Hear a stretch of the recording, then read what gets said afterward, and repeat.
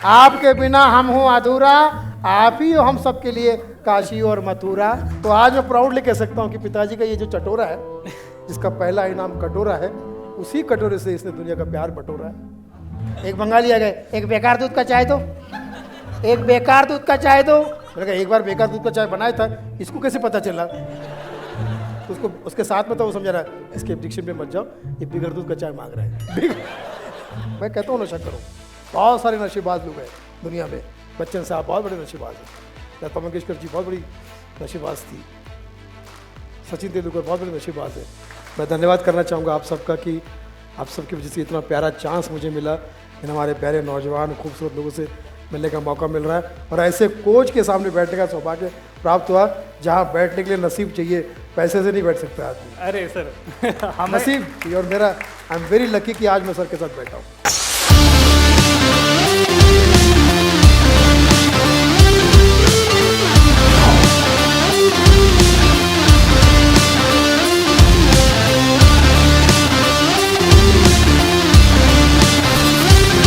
समय हो गया है उनसे मिलने का जिनसे मिलने के बाद हर एक चेहरे पे स्माइल आ जाती है। समय हो गया है उस शख्स से मिलने का जिसने करोड़ों को हंसाया है, उनसे मिलने का जो कि आज देश में हजारों लाखों लोगों के दिलों की धड़कन है। आज हम लोग मिलेंगे, कमाल करेंगे, धमाल करेंगे, लेकिन सिर्फ सुनील पाल करेंगे। दोस्तों give a big round of applause to Sunil Pal sir. नमस्कार नमस्कार नमस्कार सर, नमस्कार। Thank you so much for coming here. दोस्तों चीयर्स तो लाउड होने चाहिए सुनील सर के लिए। How wonderful. तो वापस से एक बार बोलेंगे, कमाल करेंगे, धमाल करेंगे, लेकिन सिर्फ सुनील पाल के साथ करेंगे। Give a big round of applause. Thank you so much sir. Thank you sir. बहुत बहुत शुक्रिया, आपने इतना प्यारा स्लोगन बनाया। आपने बनाया सर, धमाल करेंगे विद सुनील पाल करेंगे।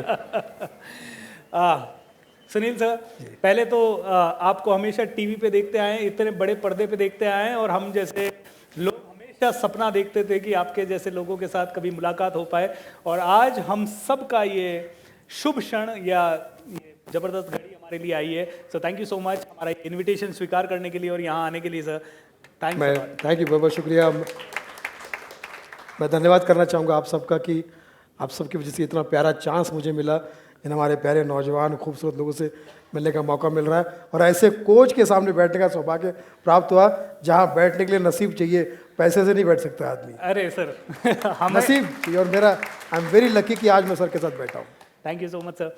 सर हमारा नसीब इतना ज़बरदस्त है कि मैंने कभी नहीं सोचा था, जब पहली बार लाफ्टर चैलेंज देखा था 2005 में, और जब देखते थे एहसान कुरैशी साहब को, आपको, राजू श्रीवास्तव जी को, क्योंकि वो विजेता नहीं थे उस शो के।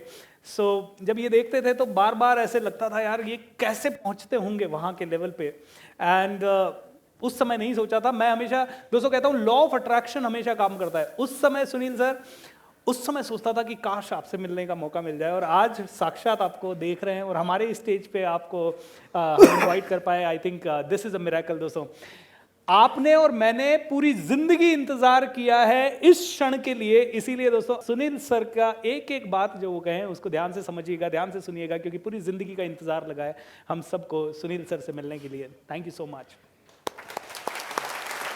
एक ज़माना था जब आप टीवी पे हमको देखते थे और सोचते थे कि काश इनके साथ एक बार बैठने का मौका मिले, काम करने का मौका मिले। आज समय बदल चुका है। आज हम सर को देखते हैं और सोचते हैं काश इनके साथ बैठने का मौका मिले, समय गुजारने का मौका मिले, कुछ सीखने का मौका मिले। Great sir. सुनील सर, छोटी छोटी ये बिल्कुल एक आपके अंदाज में ही ये महफिल हो। वक्त जनों भावनाओं को समझो। इस प्यारे से आयोजन के लिए कहना चाहूँगा कि हमारा नाम है रतन नूरा, और हम आपका शिष्य हूँ पूरा के पूरा। आपके बिना हम हूँ अधूरा, आप ही हो हम सबके लिए काशी और मथुरा। जो ताली नहीं बजा रहा वो है धतूरा।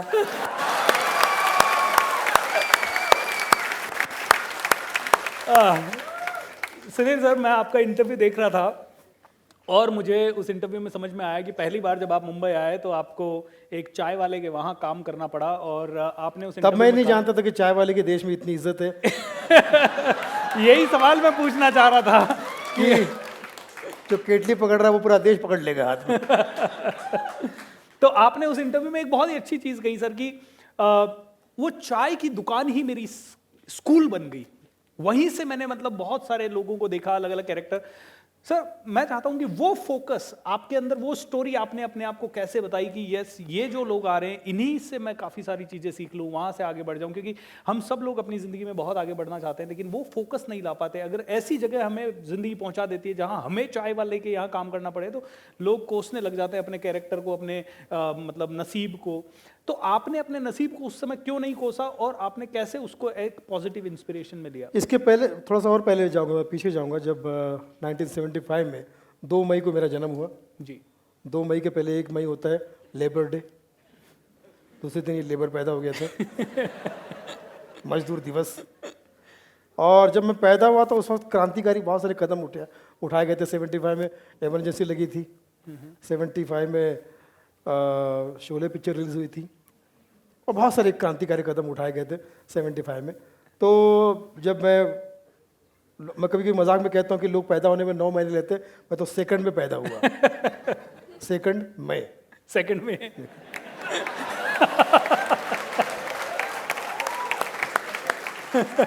ऑडियंस काफी समझदार है सर। तो बचपन से पिताजी जो थे हमारे देवदास के फैन थे। देवदास तो पता है ना आपको, पाटलिपुत्र नहीं, पाटलिपुत्र। तो हमारे पिताजी कहते थे कि भाई देखो मेरा जीवन है, मैं दुनिया में जीने के लिए नहीं पीने के लिए आया मैं सब कुछ अपना हिसाब से करूंगा, तुमको जो करना तुम कमाओ खाओ, तुम जो करना है ना तुम मुझसे सवाल करना, अपना अपना देखो। तो बचपन से ही माँ और 2 बहनें और मैं, हम 3 बहन भाई और माता जी।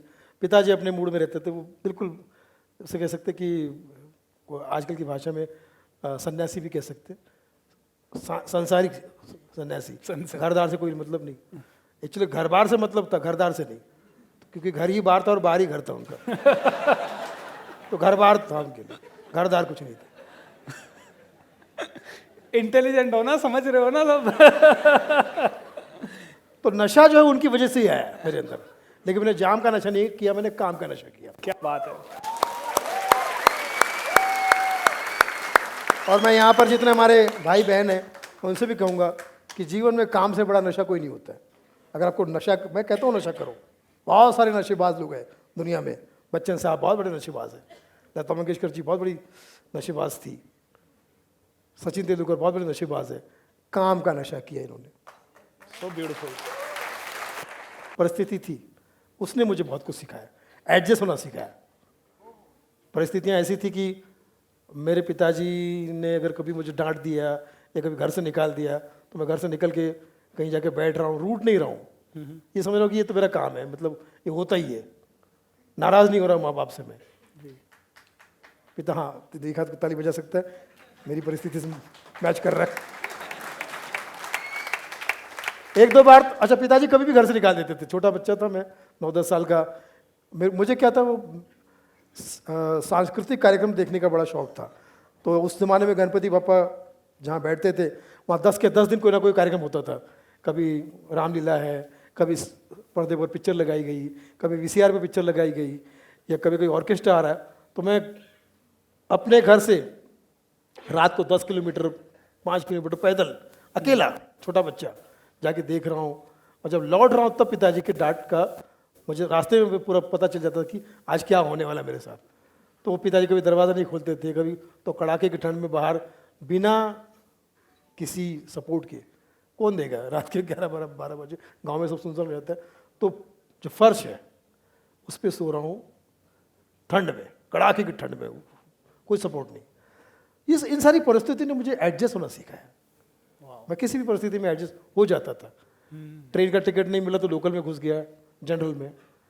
एस के आकार से सो रहा हूँ, मतलब पूरा एस बन गया, सुनील हूँ ना एस। राशि भी कुंभ है तो मैंने कहा चलो ऐसे कुंभ के मेले में जैसा पूरा लगता है कि कुंभ का मेला लगा हुआ है आजू बाजू में, तो मैं उसमें एडजस्ट हो रहा हूँ। कहीं खाने की कोई चोचलेबाजी, चॉइस ही नहीं थी।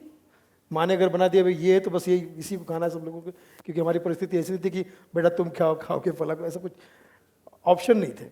तो तो कभी हम लोग बासा खाना भी खा लेते थे। आज भी मैं तो अभी भी घर से आया हूँ, आज तो बासा चावल फ्राई करके आया हूँ मैं। तो मुझे लगता है कि सब ये चीज़ें जीवन में, इसको तो ये तो अपना है, जीवन ही है, इसमें कोई ऐसे आश्चर्यचकित वाली बात नहीं। तो उस बचपन में फिर मुझे ये पता चल गया था कि अगर मुझे थोड़ा बहुत भी पढ़ना है, पढ़ने की परिस्थिति मेरे साथ में नहीं थी, क्योंकि ना मेरे पास किताबें थी ना कुछ था। और पिताजी का, जैसा कि मैंने कहा, बार बार पिताजी का नाम इसलिए नहीं दूंगा क्योंकि भैया वो परिस्थिति वैसे थी, लेकिन पिताजी का यही एहसान है कि उन्होंने जन्म दे दिया, तो जन्म दिया तो वैसे ही भगवान है वो मेरे लिए।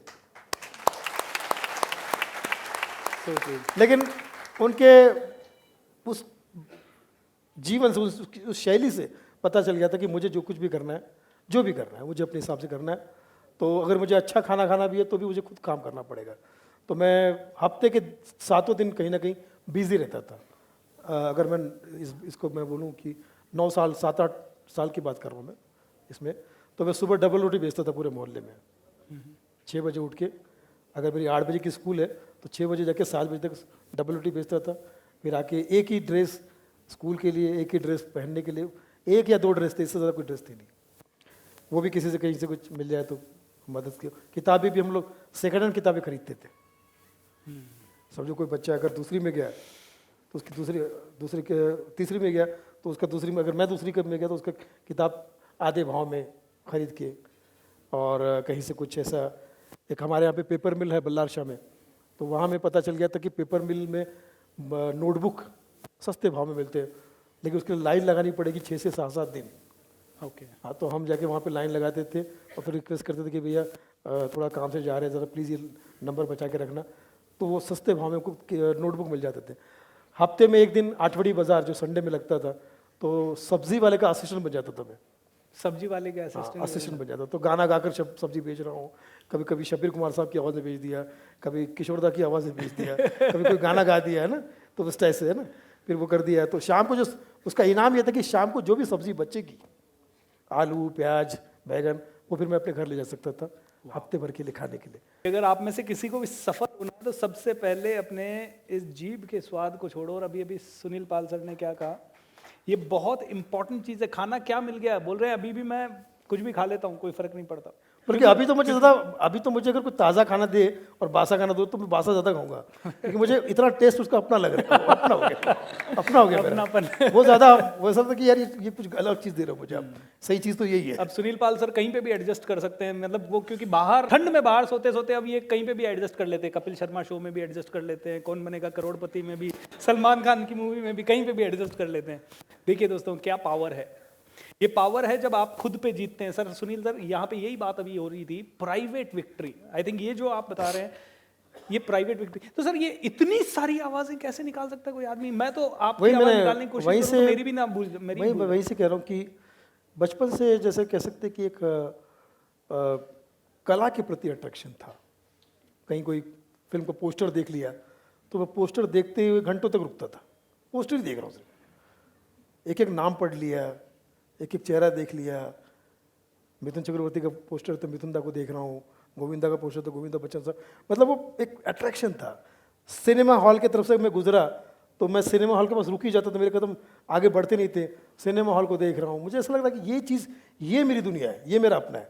घर में जाऊँगा तो क्या करूँगा, ये यहाँ मुझे रुकना चाहिए। सिनेमा के अंदर एंट्री करने के पैसे तो थे नहीं देखने के, तो बाहर जो स्टोरी सुनाई दे रही है उसमें मैं अज्यूम कर रहा हूँ कि इस वक्त सनी देओल आ गए होंगे, उस वक्त अमरीश पुरी, अपने हिसाब से काम कर रहा हूँ, गाने सुन रहा हूँ। ये माहौल मुझे फिर स्कूल में गैदरिंग में जहाँ जहाँ मौका मिलता था तो मुझे जो भाषण स्पर्धा तो भाषण स्पर्धा में भाग ले लिया, नृत्य स्पर्धा तो नृत्य आता कुछ ही नहीं था लेकिन ले लिया नाम। फिर चल के तो एक दिन तो डांस स्पर्धा में मुझे फर्स्ट प्राइज मिल गया। मुझे इसलिए नहीं मिला क्योंकि मैं अच्छा डांसर था, बाकी बहुत बुरे थे। तो और फिल्म का नाम भी था हिम्मत वाला, जितेंद्र साहब की फिल्म। हिम्मत वाला के गाने पे, लड़की नहीं है तू लकड़ी का खंबा है, बक बक मत कर नाक तेरा लंबा है। श्रीदेवी एंड जितेंद्र, अरे वाह जीतू जी। तो मुझे स्टील का कटोरा मिला, पहला इनाम।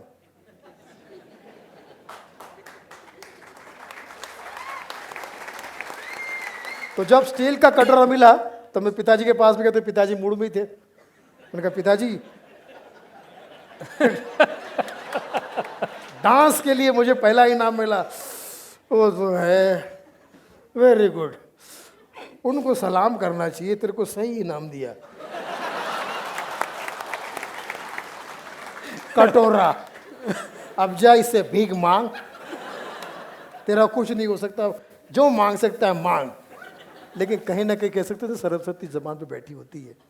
पिताजी का वो कहना ये शायद ये रहा होगा कि इस कटोरे के लेके जा, दर दर जा, जो मिल सकता है मांग। ज्ञान मांग सकता है ज्ञान मांग, संस्कार मांग सकता है संस्कार मांग।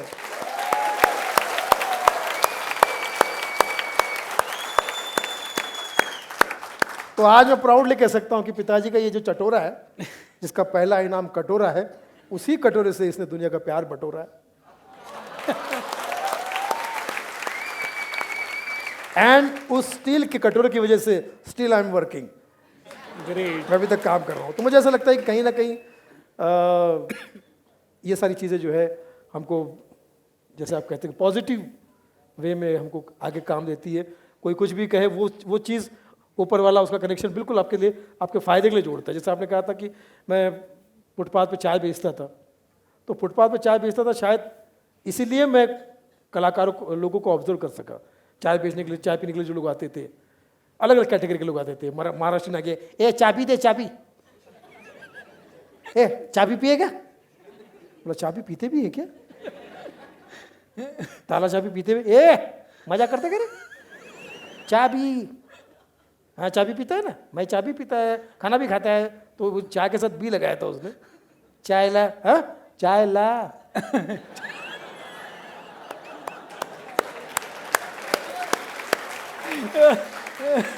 अलग अलग लोग, मतलब एक एक्टर आ गया, स्ट्रगलर हो गया था, भाई एक्टिंग दे। उन्होंने कहा एक्टिंग यहाँ कैसे मिलेगी? वहाँ नेशनल स्कूल ऑफ ड्रामा में जाए, FTI में जाए, एक कटिंग दे। तो कैरेक्टर ऐसे आ जाते हैं। गुजराती आ गया, बेटा जरा बेटी दे। उनका बेटा ठीक है, बेटी कहाँ से तू? तो बेटी मतलब दो चाय मांग रहा है, बेटी।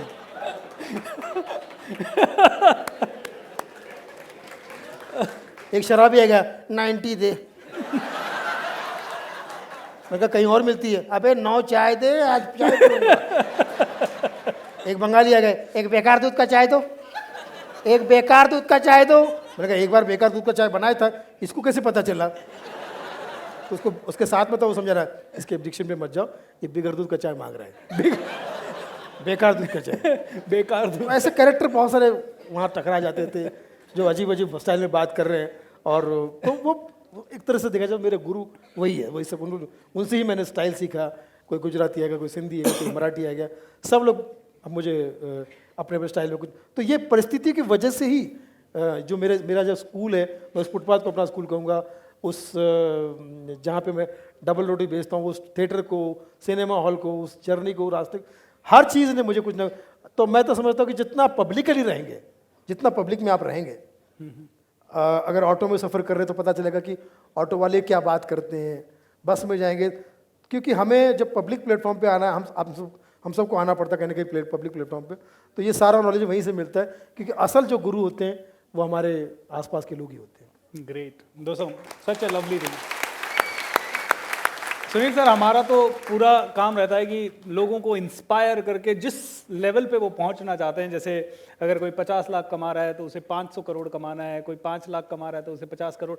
तो आपके अंदाज में ऐसे लोगों को कैसे मोटिवेट करोगे आप, और कैसे इंस्पायर करोगे? क्योंकि एक कह रहा है मुझे कमाना तो है लेकिन गर्लफ्रेंड ज़्यादा पसंद है, तो गर्लफ्रेंड के पीछे जा रहा है। एक कह रहा है मुझे कमाना तो है लेकिन नींद ज़्यादा पसंद है। एक कह रहा है कमाना तो है लेकिन TV ज़्यादा पसंद है। तो इनको कैसे मोटिवेट किया जाए सर? मतलब सिर्फ दौलत कमाना है तो फिर उसके लिए पर्टिकुलर कुछ रास्ते डिसाइड करने पड़ते हैं। लेकिन दौलत के अलावा अगर आपको अमीर होना है तो अमीर होने के बहुत सारे तरीके हैं। मैं समझता हूँ कि दुनिया का सबसे अमीर होता है फकीर।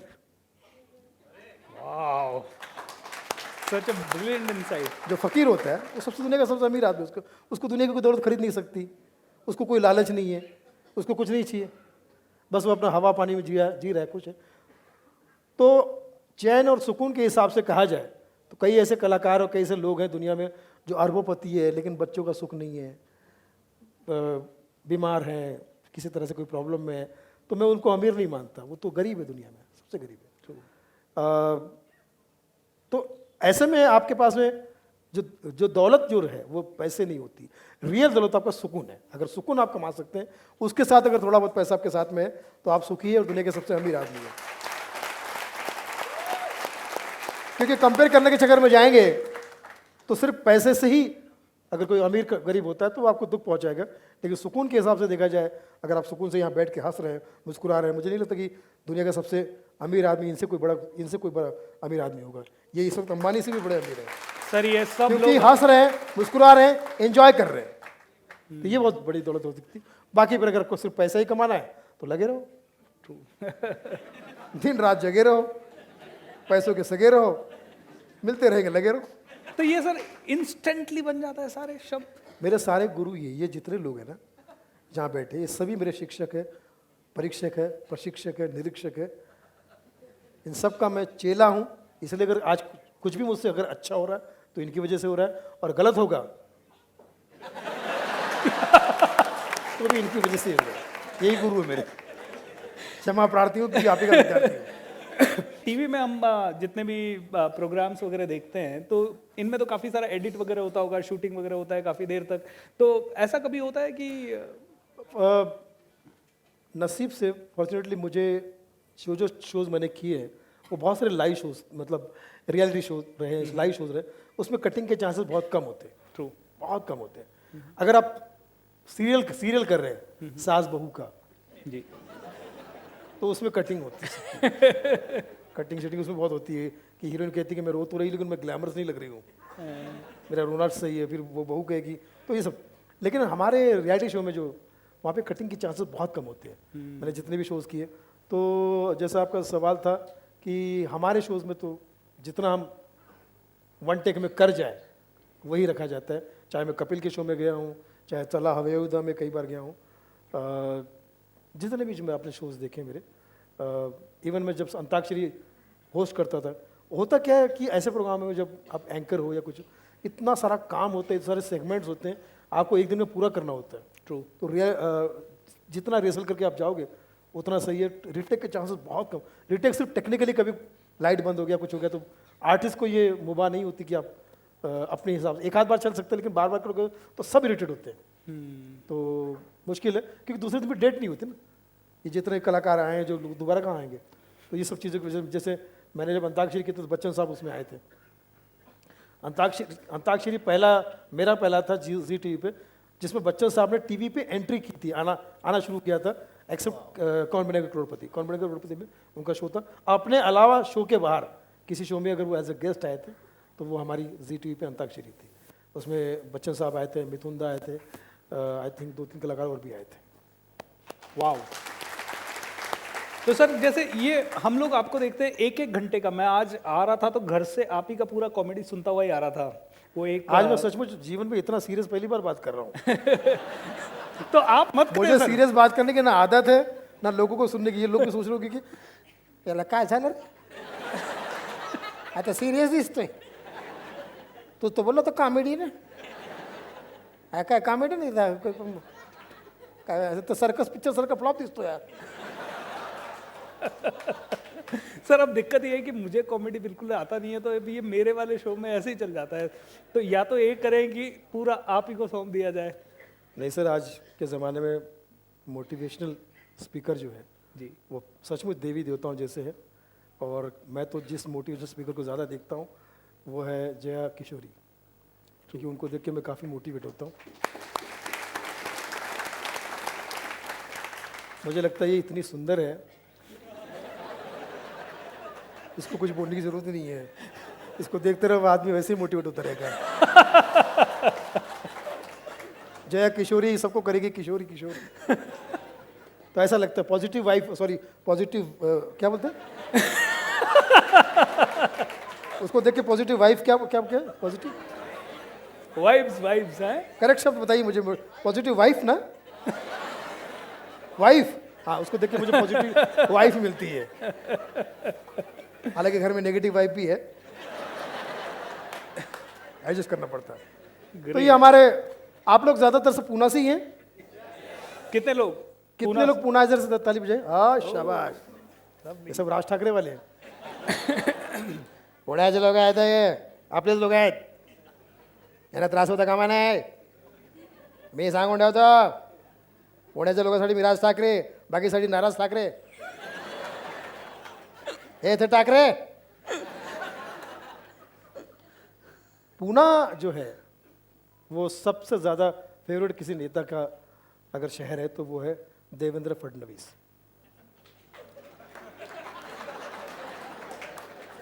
मी कुठेही जाईन पर मी पुन्हा येईन।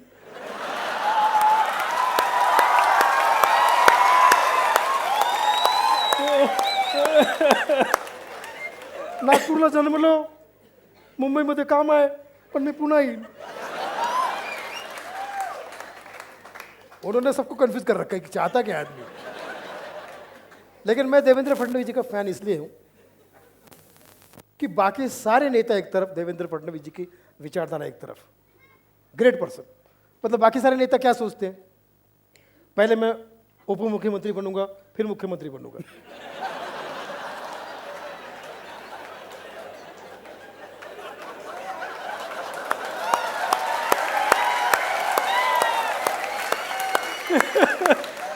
ये जरा अलग सोचते हैं, ये अलग सोचते हैं। ये पहले सोचते हैं कि पहले मुख्यमंत्री फिर उप मुख्यमंत्री।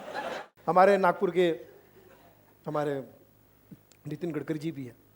नितिन गडकरी जी के बारे में कुछ भी बोलना एनजी है, एनजी मतलब नितिन गडकरी। तो उन्होंने 2-3 फिल्में बहुत दिल से देखी थी, आज भी उस फिल्म को देख के इंस्पायर होते हैं। उन्होंने देखी थी, मतलब महेश भट्ट की सड़क देखी थी, इम्तियाज अली की हाईवे देखी थी, और राम गोपाल वर्मा की रोड देखी थी। तब से अब तक लोग उनसे ये पूछेंगे खाने में क्या लेंगे, वेज या नॉन वेज? Road veg. तो आज सर को शुभकामना देने के लिए, आप सबको शुभकामना देने के लिए हमारे प्यारे अमित शाह जी आते, तो किस तरह से अमित शाह जी? भाइयों बहनों, आज मैं जो यहाँ पर आया हूँ, मान्यवर, मान्यवधू, आप सब लोग मेरे घर जैसे हो, क्योंकि मैं गृह मंत्री हूँ। आप अपने सेक्टर के बादशाह है, शहंशाह है, मैं तो कहता हूँ अमित शाह है।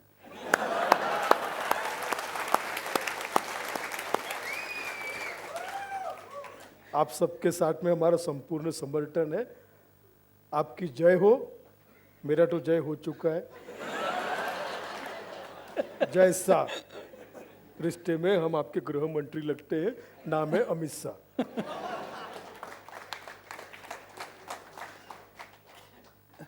अब मोदी जी भी कहीं आजू बाजू भटकते, वो भी आ जाते हैं। मित्रा, ये जो हमारे राहुल गांधी जी की पदयात्रा चल रही है, भारत जोड़ो यात्रा, हम खुद बीजेपी वाला चाहते हैं कि वो सफल हो, सफल हो, क्योंकि भारत जोड़ो पदयात्रा भी तो बीजेपी ही है। B for Bharat, J for Jodo, P for padyatra.